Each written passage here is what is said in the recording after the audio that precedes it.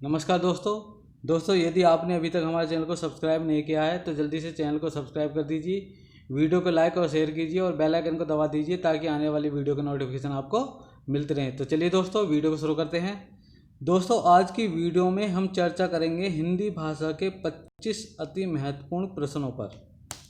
तो वीडियो का पहला प्रश्न है, मध्य देश की भाषा के लिए हिंदी शब्द का सर्वप्रथम प्रयोग किसने किया?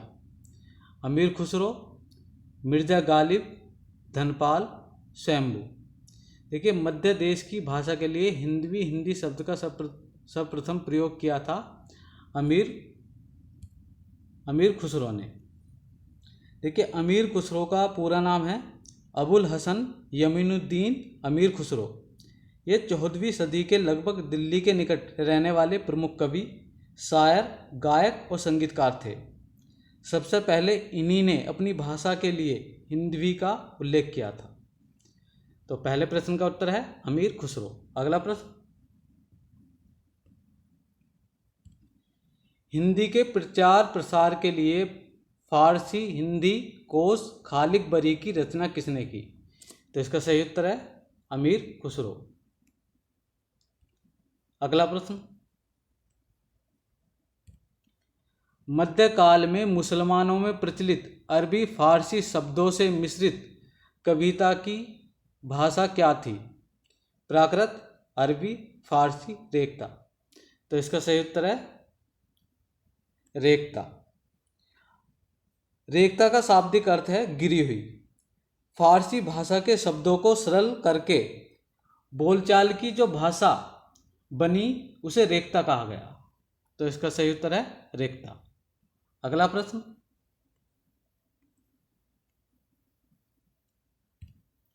मीर गालिब की रचनाएं किस भाषा में रचित है?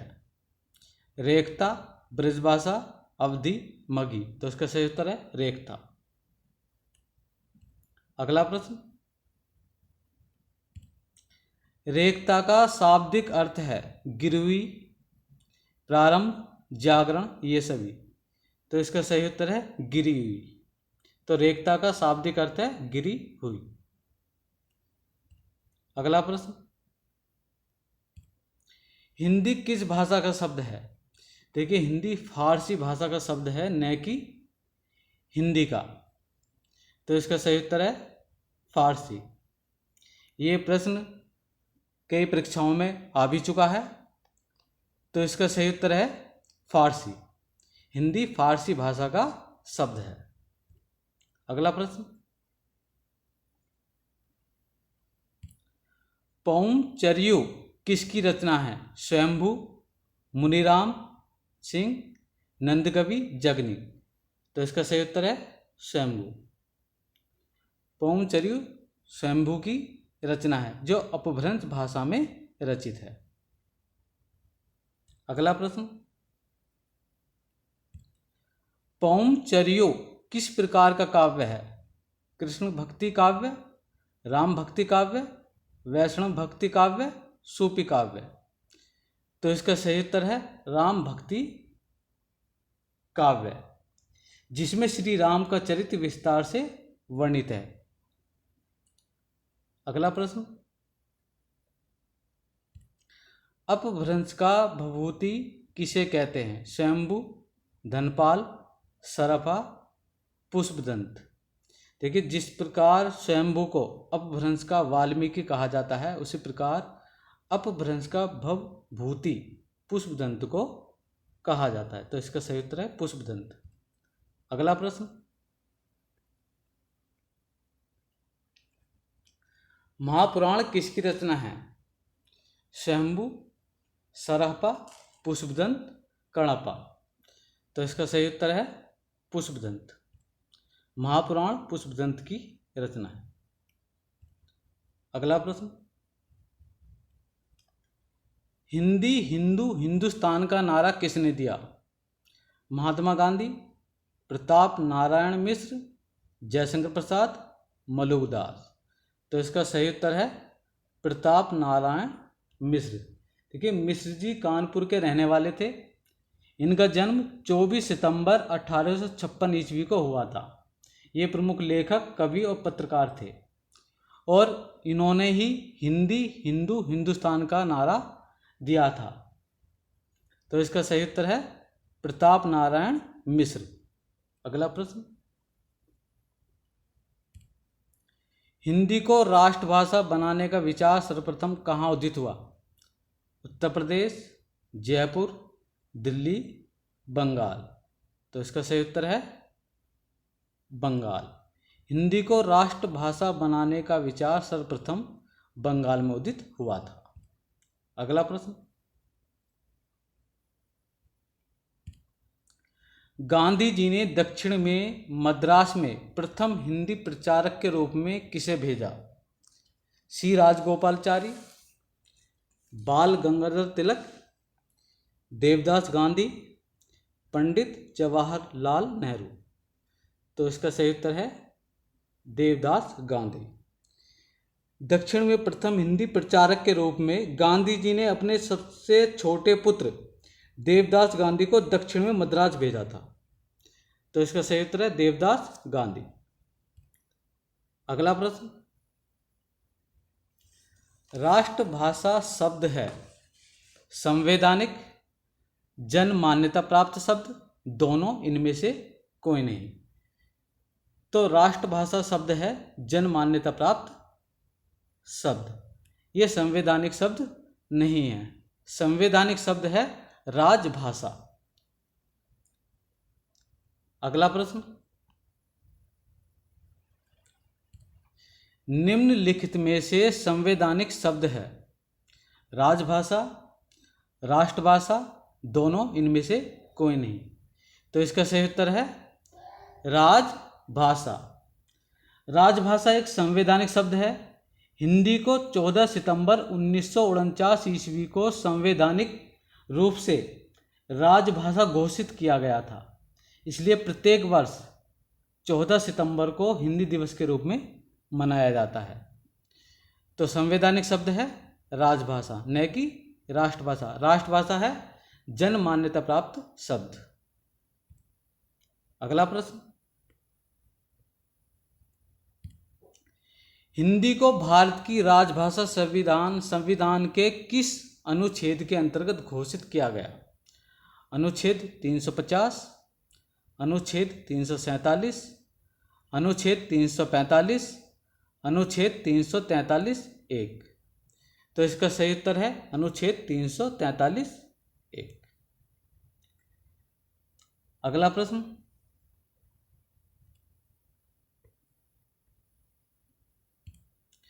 राजभाषा का शाब्दिक अर्थ है राजकाज की भाषा, सरकारी कामकाज की भाषा, राज्य की भाषा, ये सभी।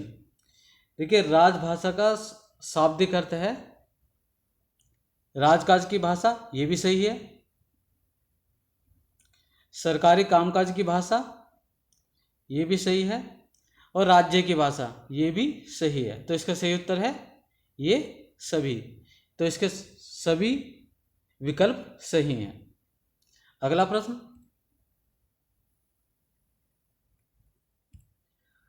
भारत के कितने राज्यों की सरकारी कामकाज की भाषा हिंदी है? 10, 12, 15, 18। तो इसका सही उत्तर है 10। देखिए, भारत के 10 राज्यों की सरकारी कामकाज की भाषा हिंदी है। वो राज्य हैं उत्तर प्रदेश, मध्य प्रदेश, बिहार। और इनसे जो राज्य बने हैं उत्तराखंड, छत्तीसगढ़, झारखंड, हिमाचल प्रदेश, उसके बाद हिमाचल प्रदेश, राजस्थान, हरियाणा और दिल्ली। ये 10 राज्य ऐसे हैं जिनमें सरकारी कामकाज की भाषा हिंदी है। अगला प्रश्न,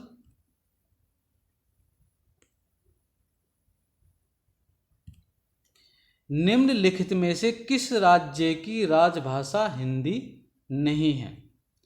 राजस्थान, गुजरात, उत्तर प्रदेश, बिहार।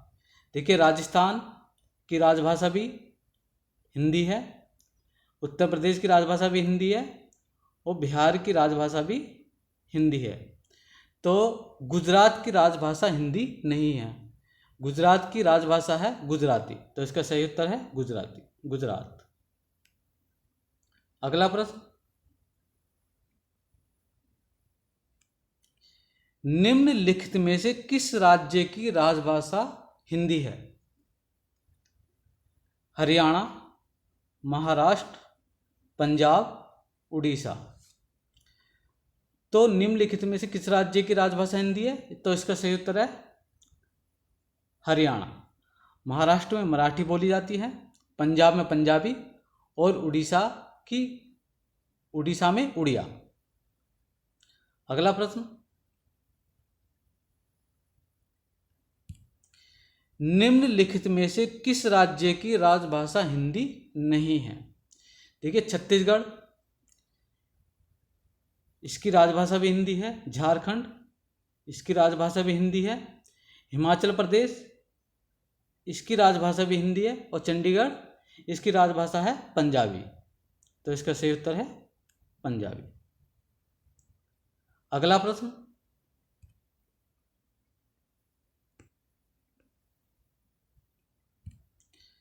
निम्नलिखित में से किस राज्य की राजभाषा हिंदी है?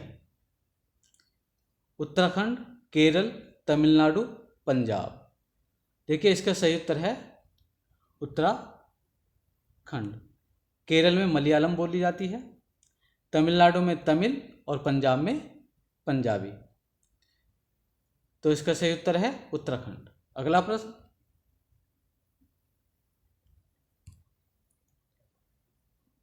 हिंदी दिवस कब मनाया जाता है? 14 नवंबर, 5 सितंबर, 14 सितंबर, 10 जनवरी। देखिए, इसका सही उत्तर है 14 सितंबर को, क्योंकि 14 सितंबर 1949 को संवैधानिक रूप से हिंदी को राजभाषा घोषित किया गया था। तो इसलिए प्रत्येक वर्ष 14 सितंबर को हिंदी दिवस के रूप में मनाया जाता है। देखिए, 14 नवंबर को बाल दिवस मनाया जाता है, 5 सितंबर को शिक्षक दिवस और 10 जनवरी को विश्व हिंदी दिवस मनाया जाता है। अगला प्रश्न,